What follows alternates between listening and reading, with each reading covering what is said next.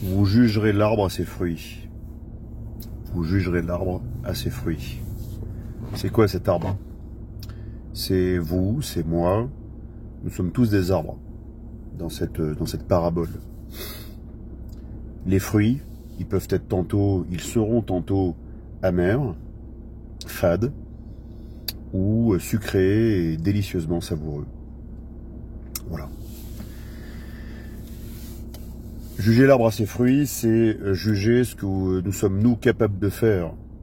C'est-à-dire nous, les personnes qui prenons la parole, qui essayons de rassembler, qui essayons de créer une démarche collective pour exorciser l'atomisation du corps social, pour exorciser notre défaite programmée du fait de cette atomisation, défaite programmée du fait qu'ils ont pensé la schismogénèse. J'en parle souvent, terme emprunté à Pierre-Antoine Plaquevent, que je salue.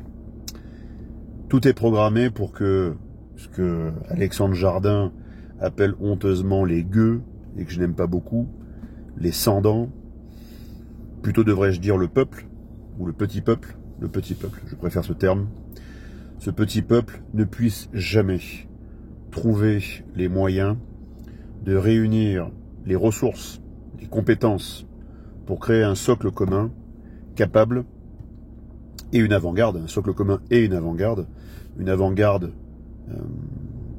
d'organisation et d'action capable autour de 1%, je dis bien 1% de la population, de parvenir à confronter, résister, voire affronter ceux qui veulent notre perte. Donc, vous jugerez les fruits de ceux qui font les merles. Les merles, vous avez déjà jugé dans le camp du mainstream, dans le camp des mondialistes. Vous savez déjà de quoi il en retourne. Vous savez que tous ces gens-là n'ont ni parole, ni morale, et donc, et pour les pires d'entre eux, sont des jusque-boutistes. Vous le savez, dorénavant. Ils iront, comme nous l'avons déjà rappelé depuis des années, ils iront jusqu'à la confiscation totale de nos libertés, la confiscation de nos épargnes, la confiscation de nos existences, et quand nous serons poussés au désespoir, la confiscation de nos vies, pourquoi pas par l'euthanasie. Toutes ces choses-là sont délibérément posées, programmées, pour en finir avec les nations et les peuples du monde. Vous jugerez l'arbre à ses fruits, donc des opposants également au régime. Alors des opposants contrôlés, des opposants autorisés, et des opposants tout court que vous appelez aujourd'hui des dissidents, mais que vous n'avez pas le droit, et que je n'ai pas le droit non plus d'appeler des résistants.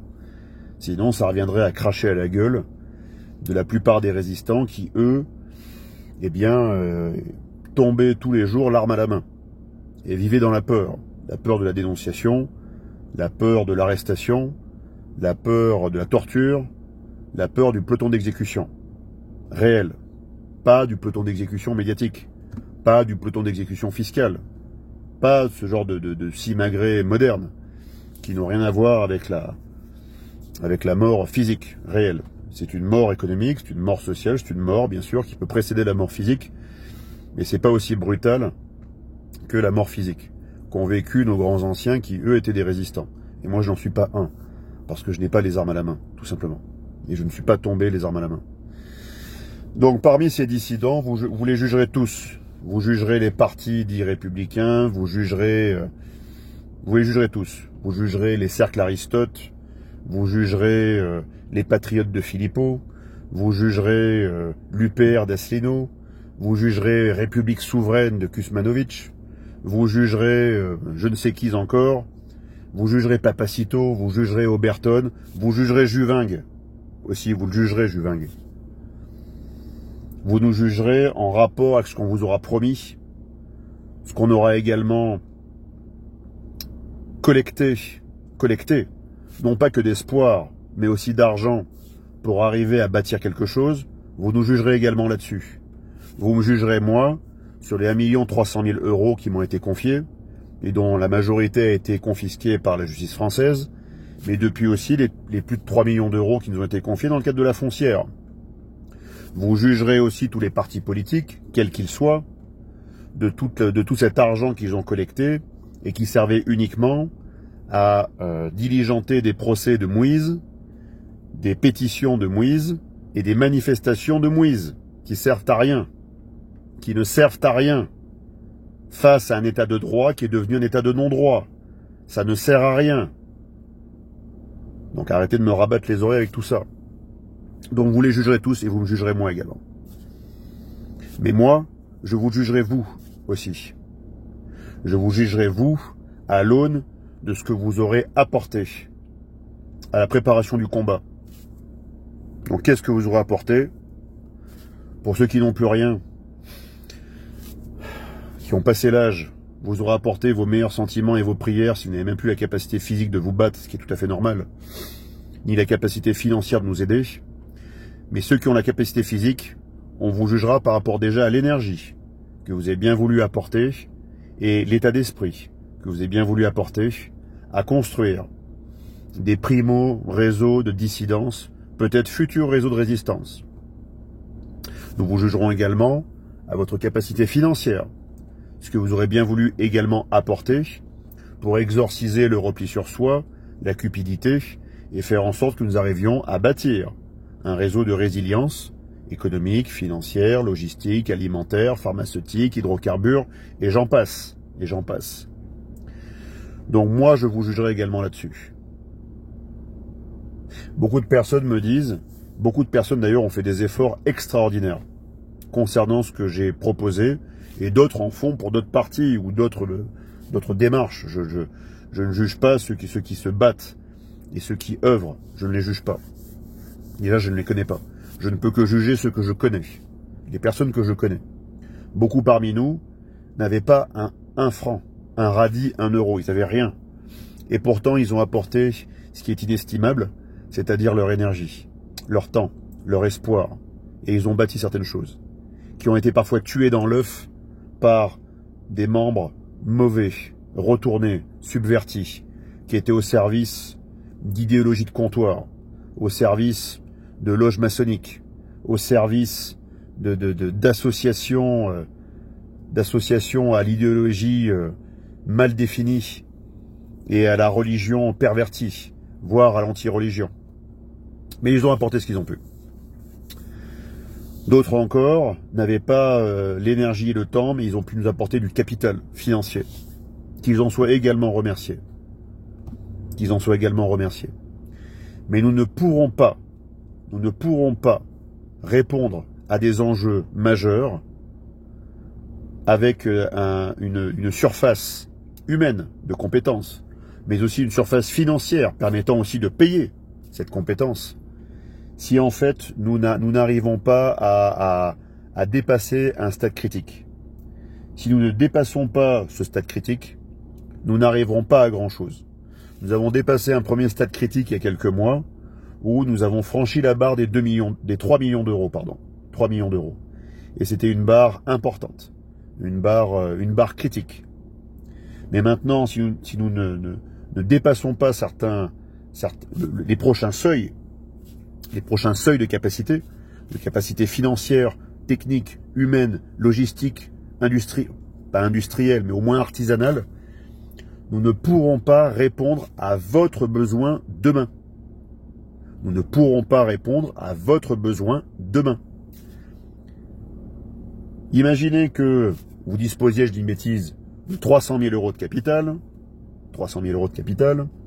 et que vous m'avez fait confiance, vous m'avez fait confiance, et vous avez fait un contrat de souscription de 1 500 €. Soyez-en remerciés. Soyez-en remerciés. Ces 1 500 € par rapport aux 300 000 représentent peut-être 0,5% de votre patrimoine. Mais au moins, vous avez eu le mérite, eh bien, d'apporter une petite goutte à ce que nous bâtissons. Par contre, demain, imaginez-vous que cette goutte de 0,5%, qui représente 0,5% de votre patrimoine, puisse demain vous apporter des solutions qui vont vous sauver à 100%? Pensez-vous simplement que, en remuant un petit peu la terre, en mettant un petit peu d'eau une seule fois, vous arriviez demain à faire pousser une plante, voire un arbre, et que cet arbre produise du fruit, et que ce fruit en plus soit savoureux? C'est impossible. C'est impossible, et vous le savez. Ça fait 4 ans que je me bats. Bientôt 5. 4 ans que je me bats, 4 ans que je travaille, 4 ans que j'organise. Dans ces 4 années, la justice française m'a volé 8 mois. 8 mois de mon temps. 8 mois précieux. Qui m'auraient servi à encore mieux nous organiser. Encore mieux nous préparer à ce qui arrive. Les 8 mois, je les rattraperai pas. Ça se rattrape pas. Par contre, ça dépend de vous. Si vous voulez que ça accélère. Les 8 mois qu'on a perdus avec la justice française, qui est aux ordres du politique, qui est lui-même aux ordres de cénacles privés, d'oligarchie, elle-même aux ordres de quelque chose qui est strictement de l'anti-religion. De l'anti-religion. Qui sert en fait à détruire les nations, à détruire les peuples. Si vous voulez qu'on dépasse ce piège, si vous voulez qu'on fasse fi des obstacles qui nous ont dressés sur notre chemin, il va falloir que vous poursuiviez vos efforts, que vous nous accompagniez encore, que vous nous accompagniez encore. Il faut que vous nous accompagniez encore. Parce que sinon, je vous le dis, je n'aurai pas la capacité de répondre à la détresse de façon organisée, de façon posée, de façon rationnelle, de façon militaire, si vous préférez. Je n'aurai pas la capacité ni financière, ni logistique, ni humaine de répondre à la détresse demain de 1000, 2000, 5000, 10 000, 50 000 personnes si je ne dispose en caisse que de 3 millions d'euros. C'est pas possible. C'est impossible. Donc c'est maintenant qu'il faut se relever les manches. Si vous n'avez pas d'argent, c'est pas grave. Rejoignez un CSP et aidez-nous, quoi. Ou prêtez un terrain, comme je l'ai proposé il y a quelque temps. Ou apportez vos compétences, éventuellement. Voilà. Mais si vous avez du capital aussi, c'est le moment de le mettre. C'est le moment de le mettre, alors qu'en fait, ils vont bientôt le détruire, ou bientôt le confisquer, ou bientôt vous le bloquer avec l'euro numérique. C'est maintenant que ça se passe. C'est maintenant que ça se passe. Mais je ne sais plus dans quelle langue vous le dire. Alors, je ne maîtrise pas la langue du Christ, c'est-à-dire l'araméen. Je vous aurais volontiers fait un monologue en araméen, mais j'en suis pas capable. Donc déjà, je maîtrise le français, c'est déjà pas mal. Donc il reste peu de temps. Donc vous jugerez les fruits de l'arbre que j'ai bâti, que j'ai planté, que j'ai arrosé, que j'ai soigné, que j'ai élagué et que j'ai protégé. Vous jugerez de la qualité des fruits très bientôt. Et vous jugerez de la qualité des fruits des autres, des dissidents d'opérette et des vrais dissidents qui existent aussi et qui sont peut-être de futurs résistants. Et moi, je jugerai de votre capacité à avoir compris les enjeux avant, pour que les Français puissent s'organiser avant.